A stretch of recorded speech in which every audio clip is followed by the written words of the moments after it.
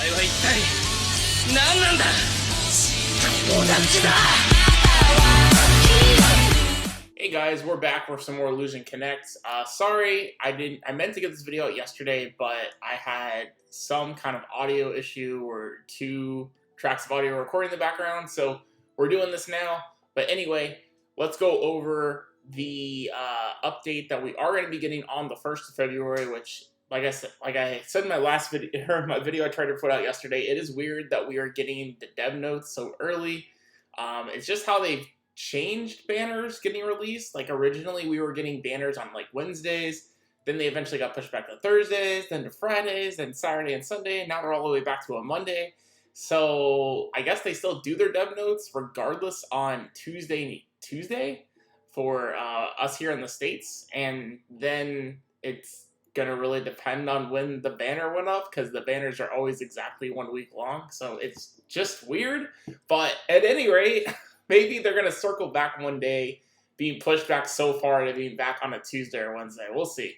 But anyway, we're gonna have a new limited event, Lover at Sea.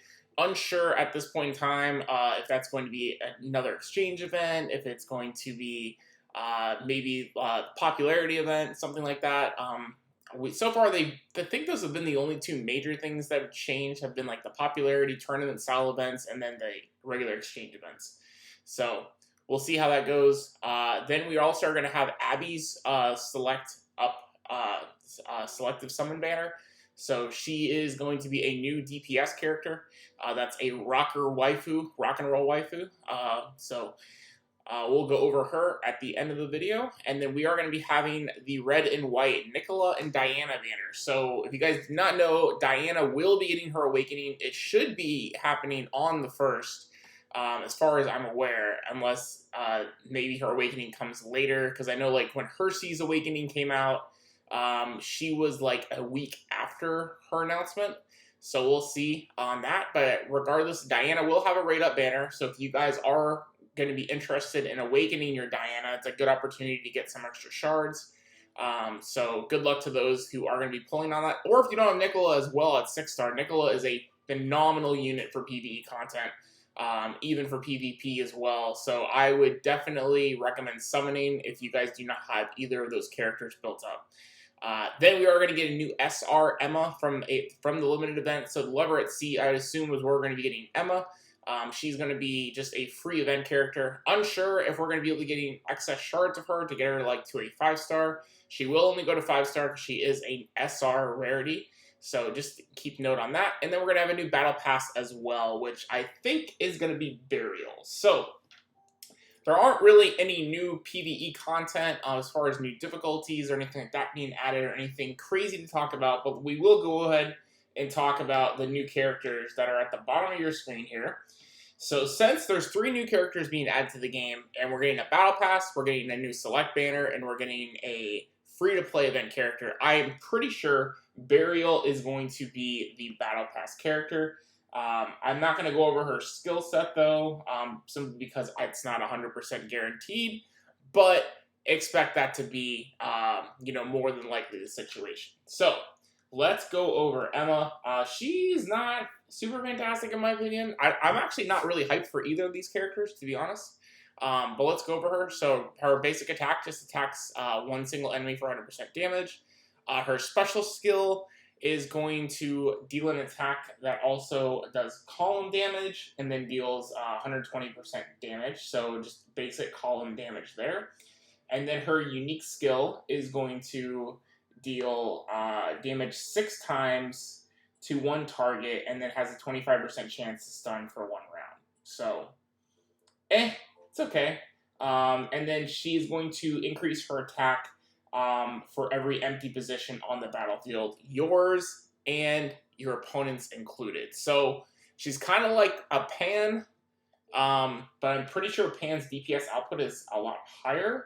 I'm pretty sure Pan's percentages are a lot more on her unique skill. But we'll see. She is a sorcerer, so it actually does. She could potentially fill in slots for the sorcerer comp because Fenebeth is not really great anymore. And she's going to be a lot easier to build up. So I could see her potentially being in that role. of being in a Sorcerer exclusive comp with the Reaper leader. But outside of that, I don't really see a lot of reasons to use her other than just fulfilling your leader requirement. But yeah, that's pretty much the only thing I can say about Emma. Now if we go into Abby, as we said here, you guys can kind of see there. You can't really see there, but that is a guitar that she is holding. A huge-ass guitar there. But yeah, so position, super rock. So regular 105% damage for her regular attack. Pretty normal. Her special skill is going to do 160% damage to an enemy and has a chance to stun. So that is very cool. She has a special skill stun. I believe Yumi has it as well, if I'm not mistaken. Maybe I'm mistaken and it was Gear that mine stunned. But anyway, she has, that's pretty cool. I do like that. Then on her unique skill, so her ultimate, she is going to pull enemies forward in the columns. So they are going to rush forward until the empty slots are filled. So basically what that means, say for instance you have your leader in the very background. Obviously the leader can't be pushed. At least I don't think they can. So you have your leader in your back row, and say like in the front row, like in the leader 2 slots in the back 2 rows, you have an enemy on each side. They're going to be pulled all the way up to the front column, being horizontally to you.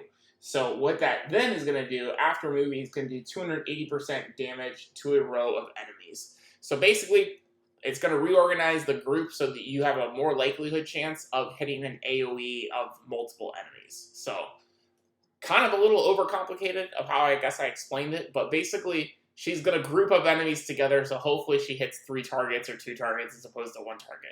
So that's what she does there.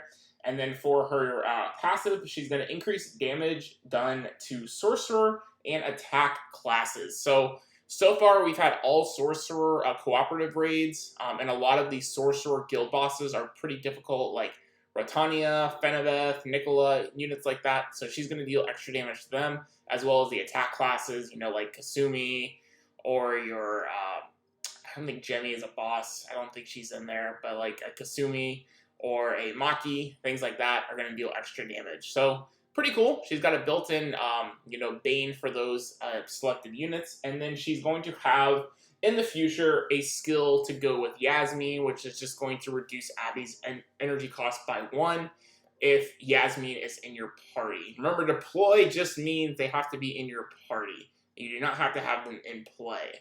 So, but right now, I'm pretty sure there is not a Yasmin in the game, but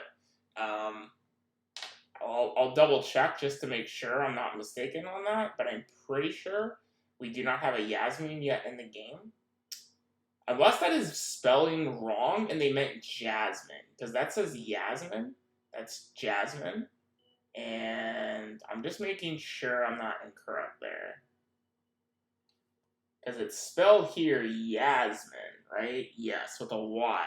Alright, so unless that's a spelling error, we do not have a Yasmin yet in the game, so her second part of her passive will not be working currently on her release, unless they release her in the Battle Pass maybe, and we're not getting Burial in the Battle Pass, and Burial is going to be a selective character, but would be weird because she's not in the game, like files of units to come. So anyway, that's pretty much all I got to say about today's video.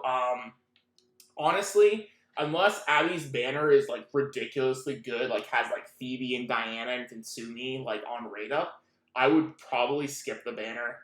Like if you want to do your 2 pulls to guarantee get an SSR, and say for instance there's some good characters and you hope to get an off banner character, you know, I could see you doing like 2 pulls, but I don't think personally, I'd probably do my 2 pulls and then I'm going to call it quits. I'm not going to be going pitying just to get 1 copy of Abby. I don't think she's that good. I'll probably just wait for her to come on other banners to get on other units. Maybe Slow Builder and Arcana or something like that if I collect enough of her shards down the line. But she's definitely not a unit I think to chase. I think this is going to be another unit like Ming and Brook, which is going to be severely lackluster for a while. And then they're going to like buff her crazy or something like that. Like that, because what they did for Brook and Ming was like a pure cash grab. Like that was purely to get people to summon on that banner to top up, in my opinion. Because just design-wise, Brooke was like really bad, and now they're trying to make her decent so that people want to use her and pay money to summon, all that kind of good stuff. But anyway, that's my thoughts. I think you guys should skip. I think the regular banner is probably going to be more worth your diamonds if you guys are going to be using diamonds to summon. But let me know what you guys think in the comment section down below. The update of what we know so far, are the 2 new characters, all that good stuff and more, guys. I appreciate you guys watching the video.